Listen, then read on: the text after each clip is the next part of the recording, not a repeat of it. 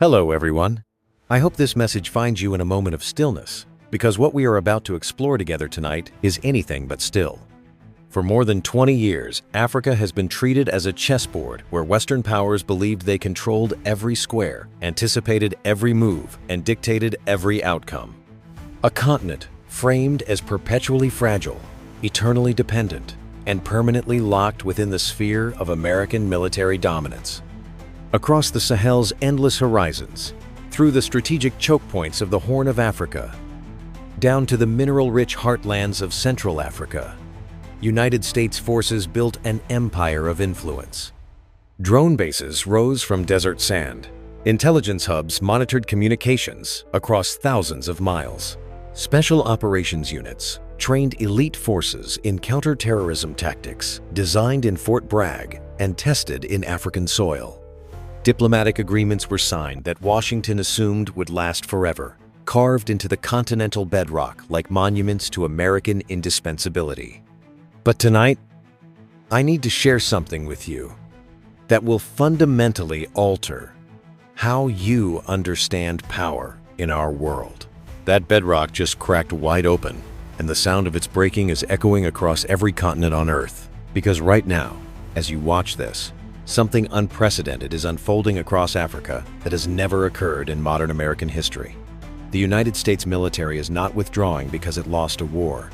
It is not retreating due to fiscal pressures or congressional budget cuts. It is not repositioning forces because of strategic reassessment or diplomatic compromise. No. Listen carefully to what I am telling you. For the first time since the height of American global power, the world's most sophisticated military machine is being systematically expelled by the political will of African nations themselves.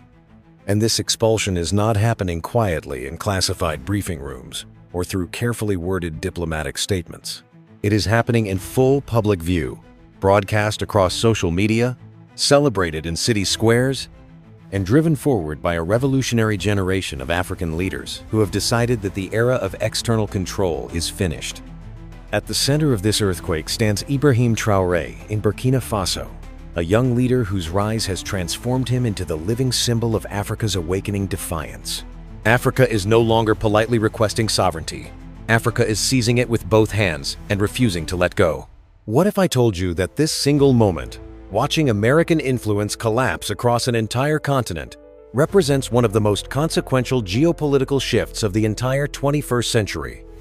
What if I told you that historians decades from now will mark this as the inflection point when the global balance of power fundamentally transformed?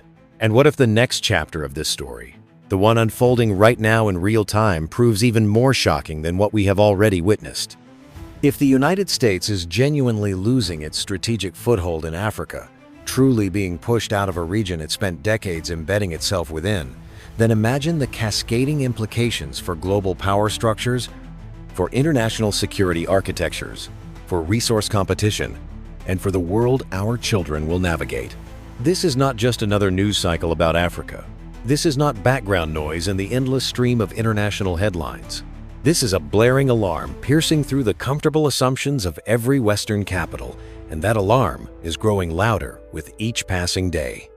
Stay with me through every moment of this analysis, because what I am about to reveal will challenge everything you thought you understood about how power actually works in our modern world.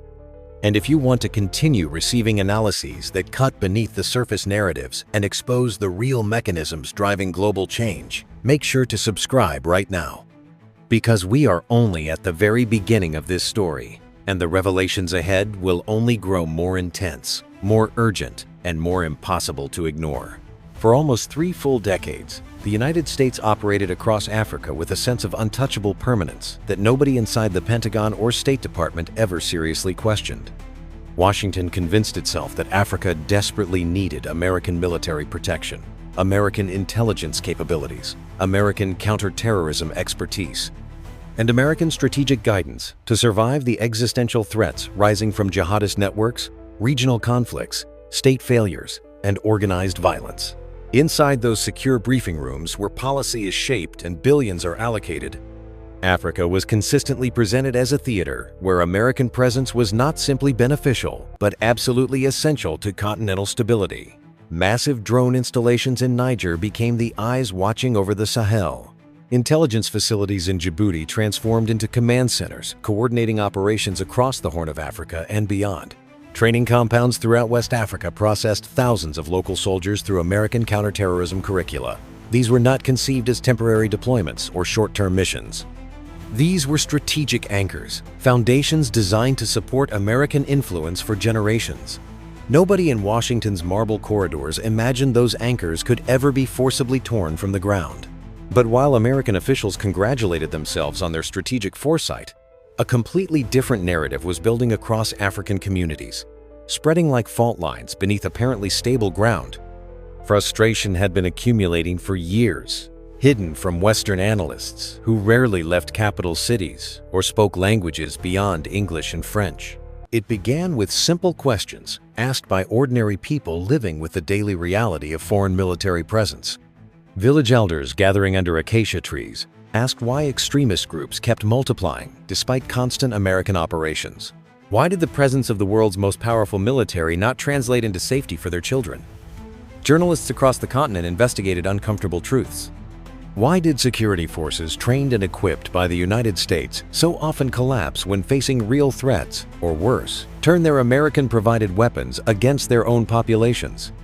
Families demanded answers. Why did billions upon billions of dollars in military assistance never produce safer neighborhoods, protected schools, functioning governance, or economic opportunity? The questions spread slowly at first, whispered conversations in markets, and debated quietly in university classrooms. But skepticism is like water finding cracks in stone. It seeps in slowly, then freezes, expands, and eventually shatters everything. Then came the shattering. The breaking point arrived in the Sahel, the very region Washington had positioned as the centerpiece, the crown jewel, the proof of concept for its entire African security strategy. Mali fired the opening shot that shocked diplomatic circles across Western capitals. In a move that seemed to come from nowhere, Mali severed decades-old military partnerships with France and pivoted sharply toward completely new security arrangements that excluded traditional Western partners. The tremors from that decision rippled outward, but most analysts dismissed it as an isolated incident, a temporary aberration driven by internal politics that would soon be corrected once cooler heads prevailed. They were catastrophically, fundamentally wrong. Burkina Faso followed, and this time the symbolism carried even greater weight.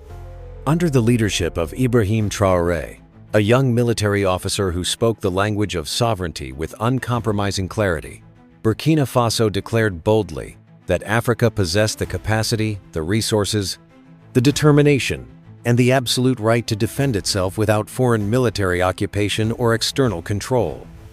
Then came the knockout punch that left Western strategists reeling. Niger, long considered Washington's most reliable, most cooperative, most strategically crucial partner in the entire Sahel region, announced the termination of key military agreements and formally requested American forces to prepare for complete withdrawal. Each decision fell like a domino in accelerating succession, and the speed of the collapse left officials scrambling for explanations that made sense within their existing frameworks. For the United States, this cascade was not merely unexpected, it was categorically unthinkable. America had grown so accustomed to being the indispensable nation, the essential partner that others might criticize rhetorically but would never actually reject in practice, that the psychological shock of actual expulsion created paralysis. Yet that is precisely what happened, and it happened with coordination and determination that revealed years of underlying resentment finally reaching critical mass. On the ground across the Sahel, the transformation became visible in ways no diplomatic cable could fully capture. In Burkina Faso's capital, Ouagadougou, tens of thousands of people flooded the boulevards, not in protest, but in jubilant celebration of Traoré's sovereignty-first stance, waving national flags and chanting slogans about independence that echoed the liberation struggles of the 1,960 seconds. In Mali's capital, Bamako, citizens gathered in central squares, treating the departure of foreign troops as a liberation day, the definitive closing of a chapter they had endured for far too long. Across the Sahel and rippling outward to other regions, new voices emerged from unexpected places. These were not the carefully modulated voices of political elites speaking in air-conditioned conference rooms. These were farmers whose fields bordered military installations, teachers whose students had been caught in crossfire, young activists organizing through social media, miners extracting wealth that flowed abroad, military veterans who had witnessed foreign intervention up close, ordinary people who felt that decades of promises from Washington and Paris and Brussels had delivered nothing but disappointment, instability, broken trust, and a persistent sense of being treated as children incapable of managing their own affairs. Into this dramatically transformed landscape stepped new players, powers that had been carefully watching, patiently waiting, and methodically preparing for exactly this moment of Western vulnerability. Russia arrived offering military hardware, tactical training, and security partnerships with a pitch that proved devastatingly effective in its simplicity. "We will help you fight your enemies, without lecturing you about how to govern your country. No democracy conditions, no human rights monitoring, no tedious reporting requirements. Just weapons, training, and support." Moscow's approach resonated powerfully with leaders exhausted by Western condescension. China, displaying the strategic patience that has characterized its global expansion, accelerated plans that had been developing for years. Surveillance technology networks expanded rapidly. Defense infrastructure agreements multiplied. Strategic partnerships arrived, packaged with financing models and investment terms that African governments found far more attractive than the conditional loans and restricted grants offered by Western institutions. Turkey deployed its increasingly sophisticated drone technology, providing hands-on training and operational support that African forces could implement immediately rather than waiting years for bureaucratic approvals from Washington. These alternative partnerships felt fundamentally different to African decision-makers, not necessarily because they were superior in every technical aspect, but because they arrived without the patronizing attitude, the endless political strings, the ideological demands, and the implicit assumption of permanent inequality that had characterized Western engagement for generations. Suddenly and dramatically, the United States discovered it was competing in a security marketplace it had previously dominated without facing any serious challenge to its supremacy. And the American response to this new competitive environment revealed just how unprepared Washington was for a world where African nations possessed genuine alternatives. Aid packages continued arriving attached to political conditions about democratic governance. Military training programs still demanded ideological alignment with Western liberal democratic standards. Diplomatic engagement increasingly felt condescending to leaders who were demanding to be treated as sovereign equals rather than junior partners requiring permanent supervision and guidance. Africa had fundamentally transformed, but America's approach remained frozen in assumptions formed during an earlier era. This growing mismatch between African expectations and American offerings became one of the critical factors accelerating the withdrawal we are witnessing unfold in real time today. Meanwhile, across the continent from the Mediterranean coast to the Cape, Africa news headlines echoed a remarkably consistent and powerful theme that cut across linguistic, cultural, and political divisions. Sovereignty first, self-determination now, independence non-negotiable. Ibrahim Traoré transformed almost overnight from a relatively unknown military officer into a continental symbol, his image appearing on murals in cities thousands of miles from Burkina Faso. His speeches shared millions of times across social media platforms, his unapologetic language about sovereignty quoted by activists and politicians from Senegal to Kenya. He came to represent something larger than himself, embodying a rising generation of African leaders who categorically refused to accept rules written in foreign capitals during colonial and post-colonial eras. As these leaders systematically rejected dependency and demanded genuine partnership based on equality, American influence began contracting steadily, base by base, agreement by agreement, corridor by corridor, relationship by relationship.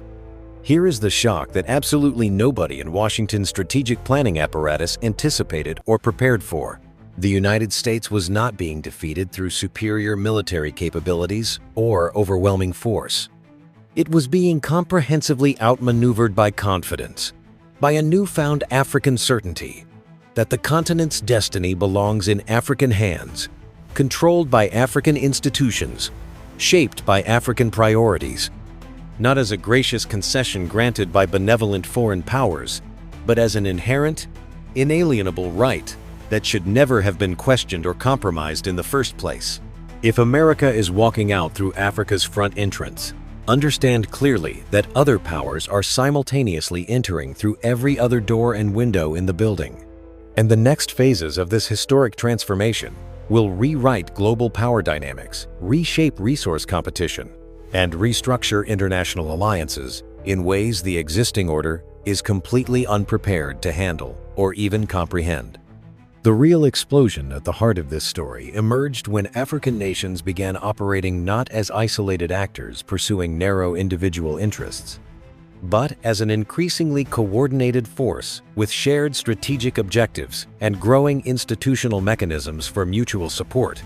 For years, for decades really, Western strategists and intelligence analysts operated comfortably under an assumption that seemed reasonable, based on surface observations.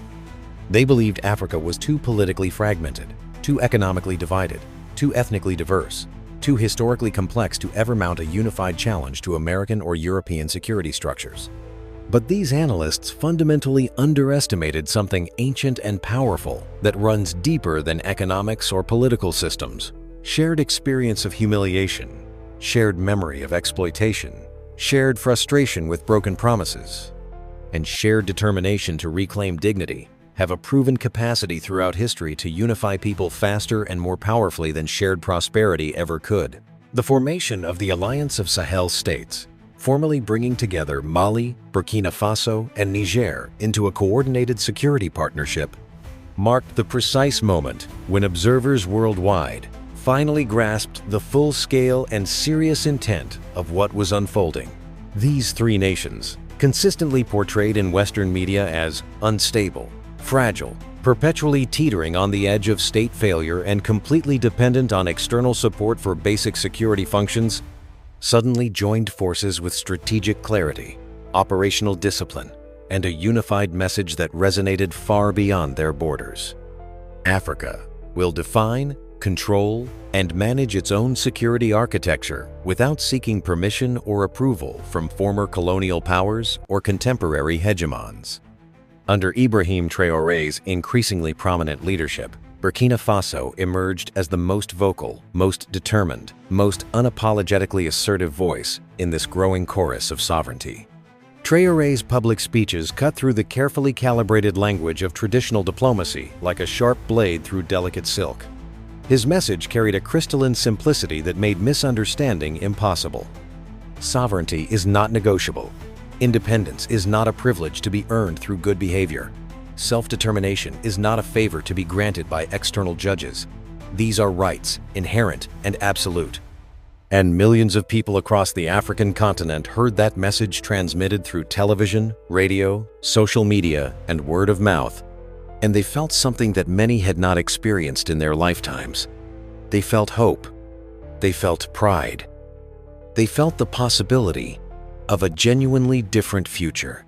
From the perspective of Western governments and international media outlets, this moment was framed almost universally as political instability, as democratic backsliding, as a dangerous security vacuum being filled by authoritarian alternatives that would ultimately harm African populations. But inside Africa, in the streets where real people conduct their daily lives, in the homes where families gather, in the community spaces where neighbors meet and talk, many people saw and experienced something entirely different from the Western narrative. They saw liberation. They saw the beginning of something new and hopeful.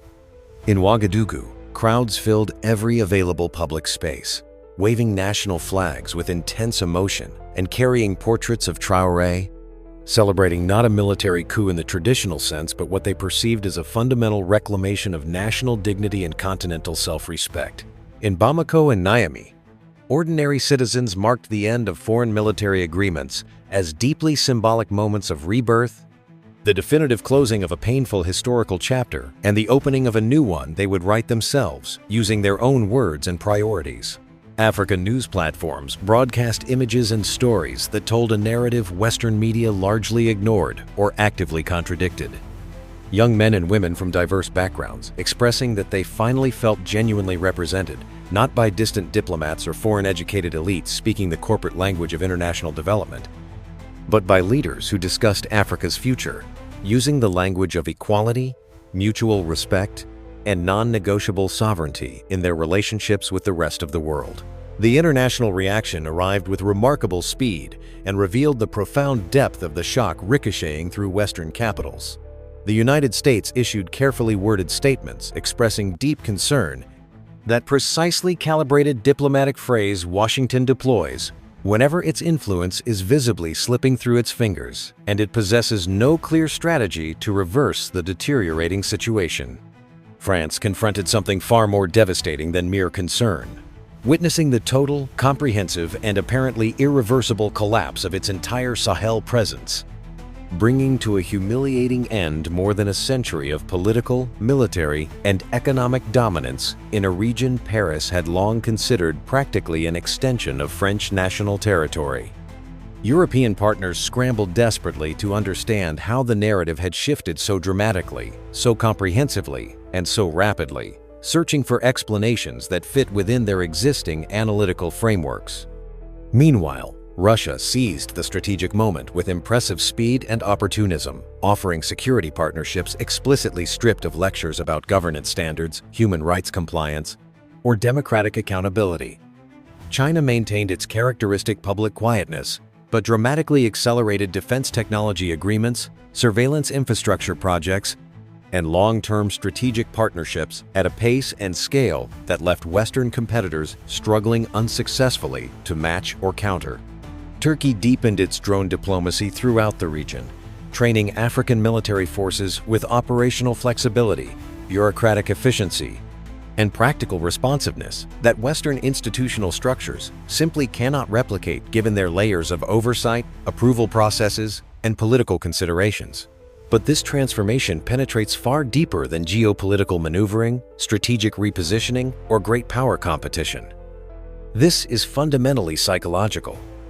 This is profoundly emotional. This is unmistakably generational.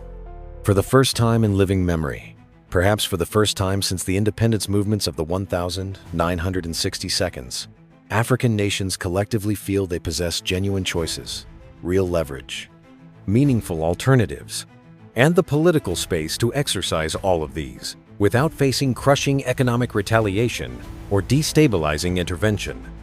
And that feeling, that crucial psychological and emotional shift in self-perception and confidence, changes absolutely everything about how power operates and how relationships function. The emotional peak of this entire story does not emerge from presidential palaces with their formal ceremonies, or from parliamentary debates with their procedural language, or from diplomatic negotiations with their careful phrasing. It emerges from ordinary people whose voices have been systematically ignored, marginalized, and dismissed for far too long. In Burkina Faso, mothers who have buried sons killed by extremist violence began asking devastating questions that cut to the heart of decades of policy. Why did years of Western military intervention not bring peace to our communities? Why did billions of dollars in sophisticated military aid not make our villages safer for our children?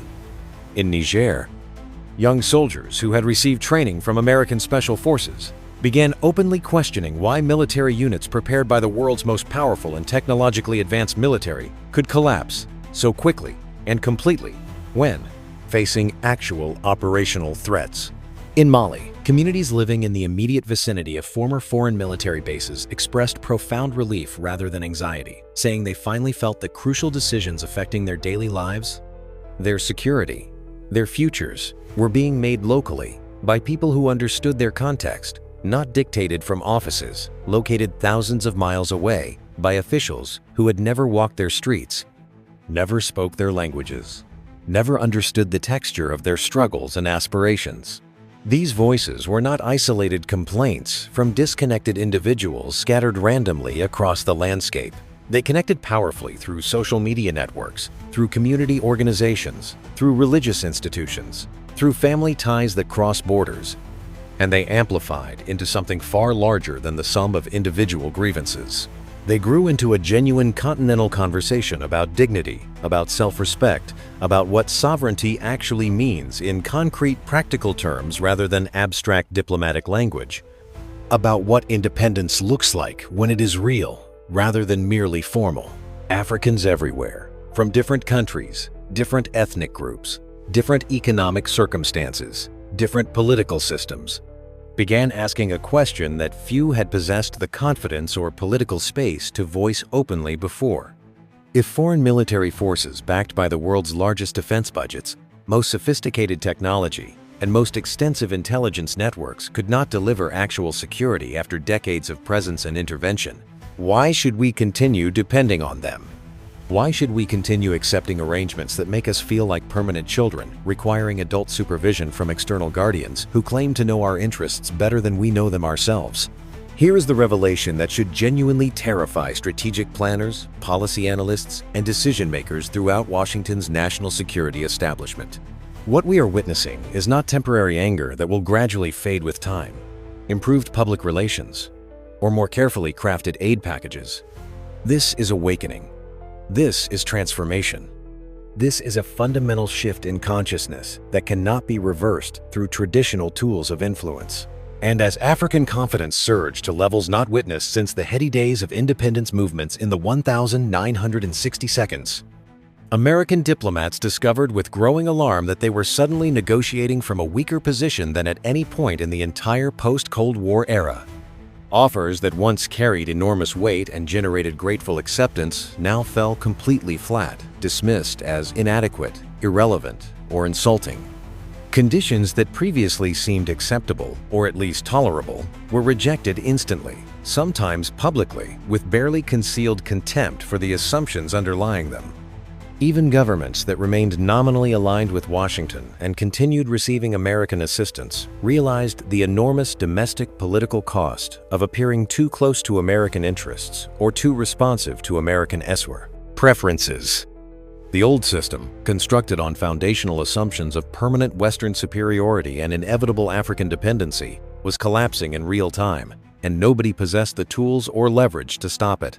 If decision-makers in Washington could truly hear and understand the tone of conversations happening right now across Africa, from Cairo to Cape Town, from Dakar to Dar es Salaam, from Lagos to Nairobi, they would grasp a fundamental truth that changes every calculation about future engagement. The continent is no longer requesting respect as a favor or hoping for partnership as a privilege graciously extended. Africa is demanding both as non-negotiable rights inherent to sovereign equality, and when an entire continent of 1.4 billion people, the youngest population on planet Earth, the fastest growing economic region over the next generation, discovers its own power and collectively refuses to surrender that power again, regardless of external pressure, the global order does not adjust gradually through incremental diplomatic negotiations. It shatters dramatically, restructures fundamentally, and rebuilds on completely new foundations. And we are living through that shattering right now, in real time, whether we fully comprehend it or not. Subscribe now, because this story is far from reaching its conclusion. And what unfolds next will challenge everything you thought you understood about power, influence, and the actual shape of our emerging world order.